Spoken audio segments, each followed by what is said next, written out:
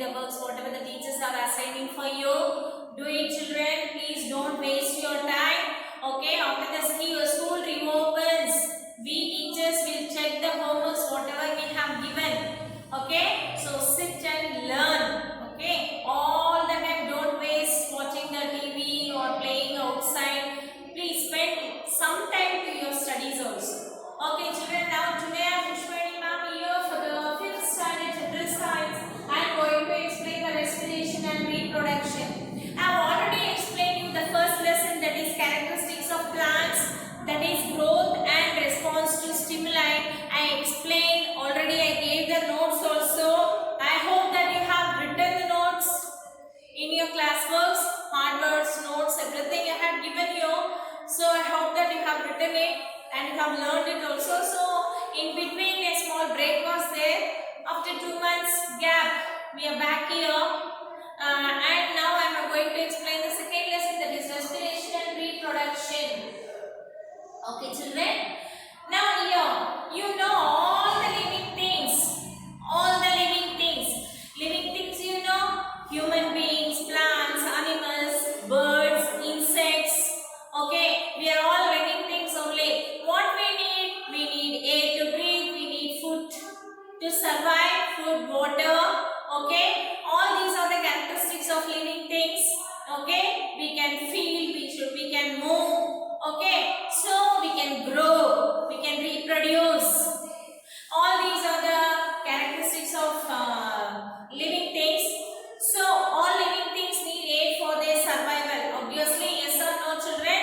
Without air, we cannot live even 1 second also. So we need air for the survival. We take in oxygen present in the air, use it during respiration. The process, what is this respiration, children?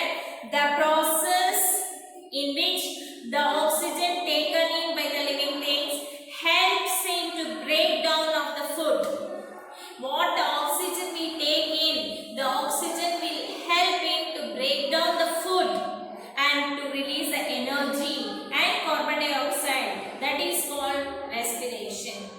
Okay, see here I give a clear definition that respiration is a process in which oxygen helps to break down food and release energy. Okay, respiration is a process in which oxygen helps to break down the food and release energy. So this is called as the respiration.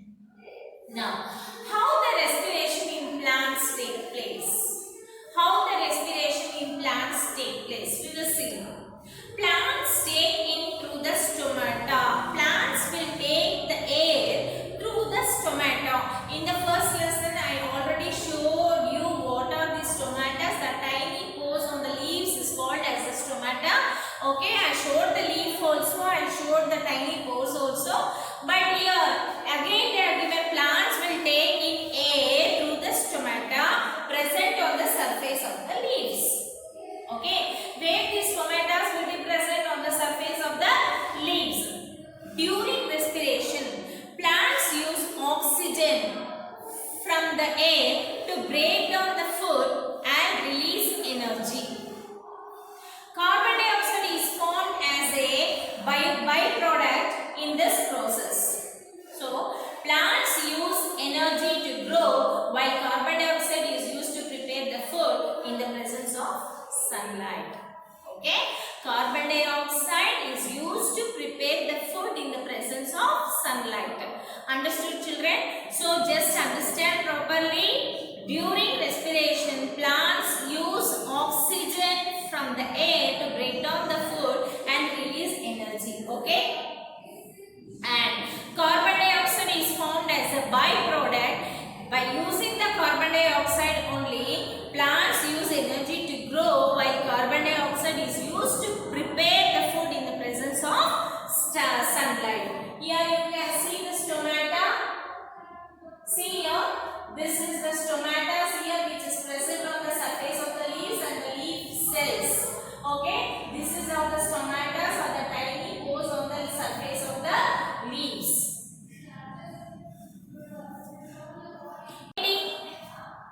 Germinating means means what? Sprouted. Sprouted means the small seedlings will grow on the seeds. That is also respire. They also respire. How is it? Seeds have food stored in them. Okay, seeds will be having some food which is stored in them. To break down this food, they take in the air.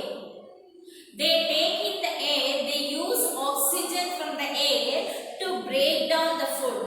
The unused air which contains carbon dioxide is given out. The unused air which contains the carbon dioxide is given out. That is called as the transpiration. All these I have explained in the first lesson, children. Now, how is the reproduction in plants? How is the reproduction in plants? Producing animals of one's own kind is called reproduction. Okay, giving birth to the animals of their own kind is called as the reproduction. Now, plants grow fruits on them. Many plants like mango plant will give the mangoes, guava plant will give the guava, watermelon will give the watermelon, many plants, papaya. So they have many seeds. Like these fruits have seeds within them. Some fruits have a few seeds while some others have many. Okay, most of the plants reproduce through the seeds. Most of the plants will reproduce through the seeds under suitable conditions of the air. Even they have some conditions, suitable conditions of air also. Water, sunlight and soil. A seed grows into a seedling and later into a plant or tree of the same kind. A seed will grow into a seedling and later into a plant or the tree. Thus, a chiku seed will grow into a chiku tree. Okay? And the fruits protect the seeds. These fruits will protect the seeds as the fruits ripen. When the fruits will ripen, the seeds become capable of reproduction. The seeds will become capable of reproduction. These seeds get exposed when the fruits burst out, open on the ripening. When we leave the fruits in the trees only, the fruits will ripe and one day it will burst out. So when it bursts out, the seeds inside the fruits will come down and fall. So later the seeds get dispersed by the agents like wind, water or animals. Now, what are these parts of a seed? Parts of a seed. Now, a seed is made up of three main parts. A seed is made up of three main parts. What is that? Seed coat, the cotyledons and the embryo. One is the seed coat, second one is the cotyledon and third one is the embryo. Here the micropyle is a small opening in the seed. You can see a micropyle. It is a small opening in the seed. This is one seed, full seed. Okay. Here a micropyle is there. This is the small opening in the seed. It allows water to enter the seed. This opening will allow the water to enter into the seed. The rim or the edge of the seed is called the ridge. The rim or the edge of the seed is called as the ridge. Carefully open the seed. You carefully open the seed along the ridge.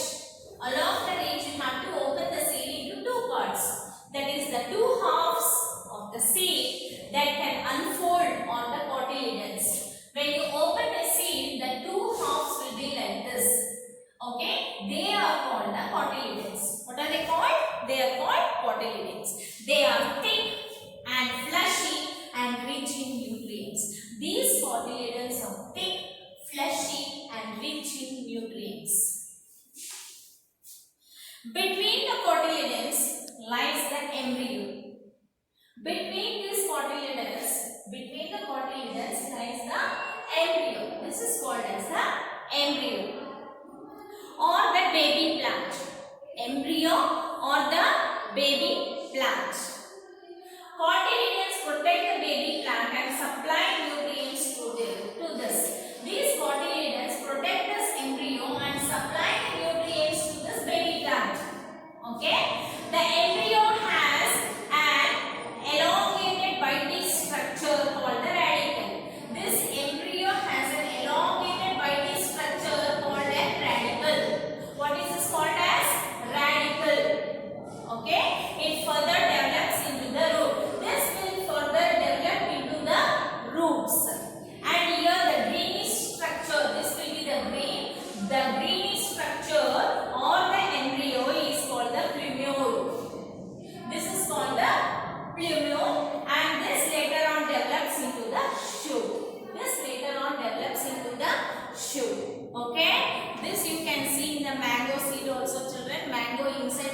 there will be a seed. If you cut open, there also you can see. Okay, any seed if you cut open, you can see all this embryos, micropyle, radical, pule, everything, cotyledons, everything you can see. Okay. Now the seed germination. How it germinates? The growth of a seed into a seedling. The growth of a seed into a seedling, a small plant, under suitable conditions is called the germination. Under suitable conditions, that is called as the germination. You know, children, that is the growth of a seed into a seedling under suitable conditions, that is called as the germination.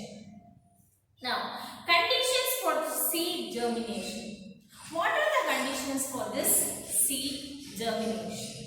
Every seed needs certain favorable conditions to germinate. Let us find out what these conditions are. Now, what are these conditions means? Availability of air, water and sunlight are the suitable conditions for the seed germination. See, when you plant a seed, there should be enough of air, water and sunlight. So with this suitable conditions only, the seed will germinate. That is, seed will grow to the seedling.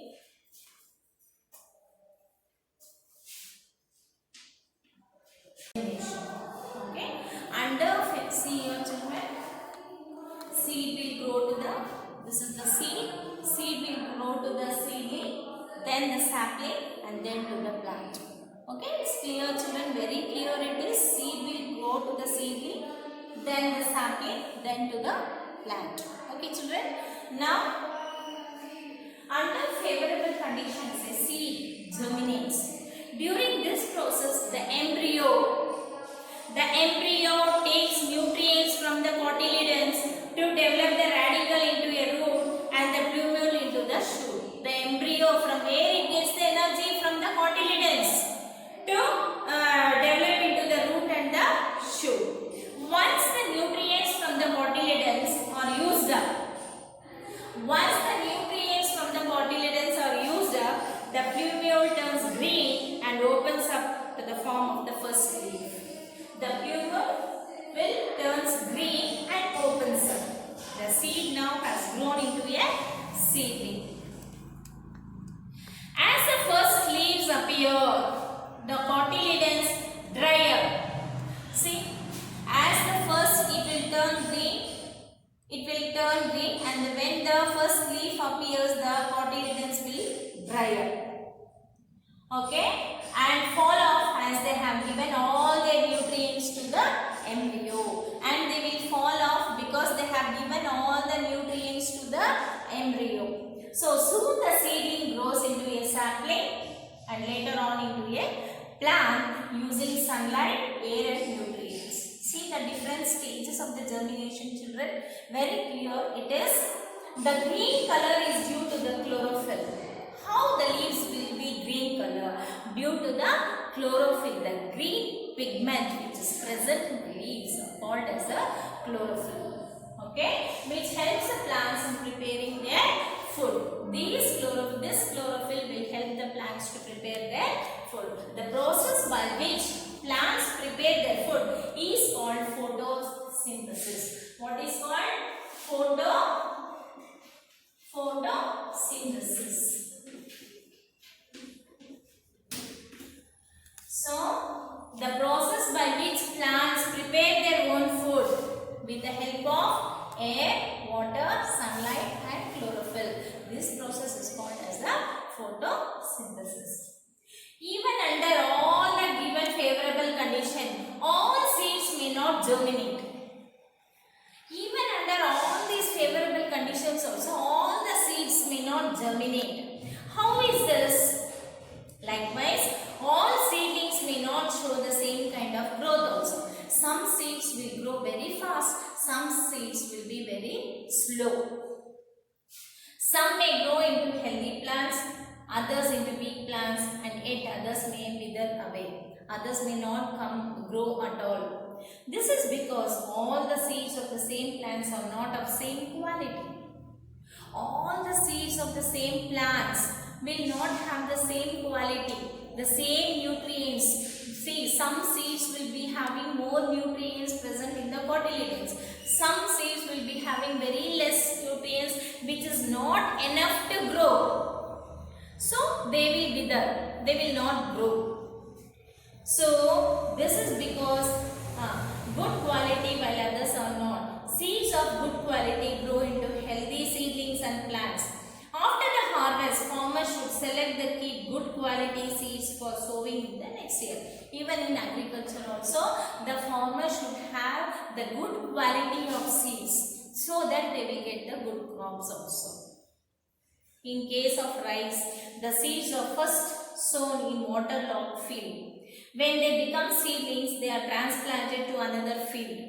During this process, farmers should select the plant healthy seedlings to ensure the good harvest.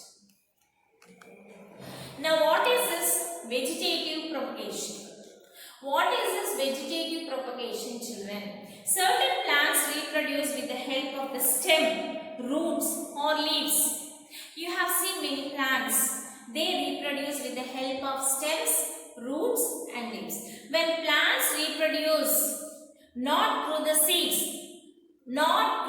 seeds, okay, but with the help of roots, stems or leaves, then it is called vegetative reproduction. Understood, children? What is this vegetative reproduction? Some plants reproduce through their stem, leaves or roots. These kind of plants are called as the vegetative reproduction. That is propagation. Now, stem cutting. Can you say some of the plants where we keep the stem cuttings? Like hibiscus, rose and all, we take the stem, we cut the stem and we will plant it. Yes or no? So it will grow into another plant.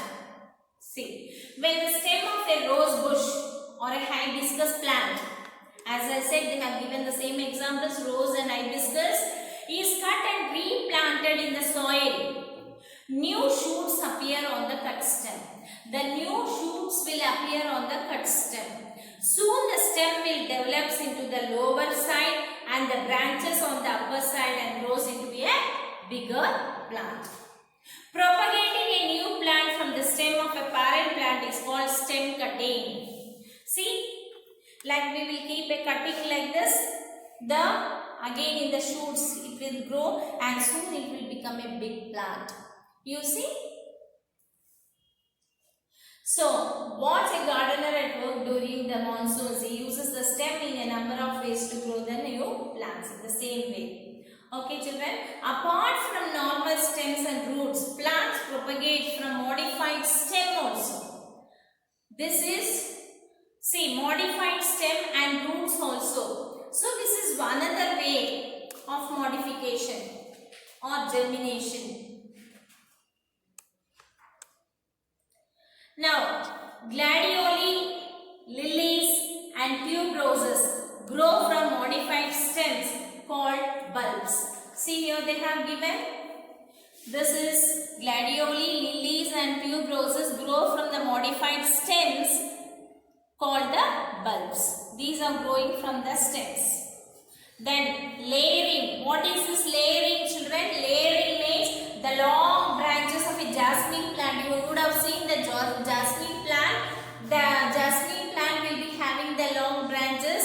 See, find no support and bend towards the ground only. The long branch will bend towards the ground and one of the part will be it will go into the ground. Then the roots will grow again. See, with no support and bent towards the ground. Part of the stem gets covered with the soil. Soon roots grow from the burled stem. This stem can now be cut off from the main plant. This method of growing new plants is called this layering. So when it gets the roots here, they will cut it here, again they will plant. So this method of growing plants is called as the layering. This is one way of growing plants. Next, the runner. What is this runner? You see, Look closely at how grasses grow and spread. These grasses are growing and spread on the ground. Okay, synodal processes. Thin branches which arise from the axils of the leaves. With the axils of the leaves, the thin grasses will appear. These branches are called as the runners. The runners creep some distance away from the mother plant, strike shoots and give rise to the new plants. This is one way of germination. Next is budding. What is this budding? You must have seen knotted structures on a stem. Where you will see on the potatoes, you can see potatoes, onions and all you can see. Okay, strike roots and give rise to the new plants. And this, see, the method of growing new plants out of these knots is known as budding. See here. See, this is called budding. You can see on the potatoes, onions and all you can see when the knots are there when you plant it will get, again it will grow into a plant. So this is called as the budding. Onion, potato, garlic, ginger are underground stems. They have bud heads on them. New plants will grow out of these bud heads once these parts are planted. The last one is the leaves. The leaf of a bryophyllum plant. The leaf of the bryophyllum plant reproduces from the buds that grow along the edge of the leaves. See here, leaf, the buds will grow, leaf bud will grow along with the edge of the leaves. See the leaf bud in the bryophyllum plant. Okay, thus plants reproduce in a number of ways. See in how many ways the plants are reproducing. Okay, through the seeds, through the layering, through the budding, through the runner. Okay, stem cutting. All these are the different parts of germination. Okay, children, I hope you would have been understood this lesson very clearly. This is the second lesson which I have explained you. I am going to give few hard words. Write these hard words one time in your classwork and each 10 times in your homework book. Okay, and learn well whatever the notes I am sending you also. Copy down neatly in your classwork and draw these pictures. Leaf cells, stomata. Draw these pictures in your classworks, and this also the seed and the two parts of the seed, that is cotyledons and radical, pupil, embryo, everything. I send the photos, whichever the pictures you have to draw in your classwork. All these pictures you have to draw. Okay, and maintain neatly. The handwriting or the drawing, whatever you are drawing, everything maintain neat, children. And also you have to learn. Okay, now I am going to give few hard words.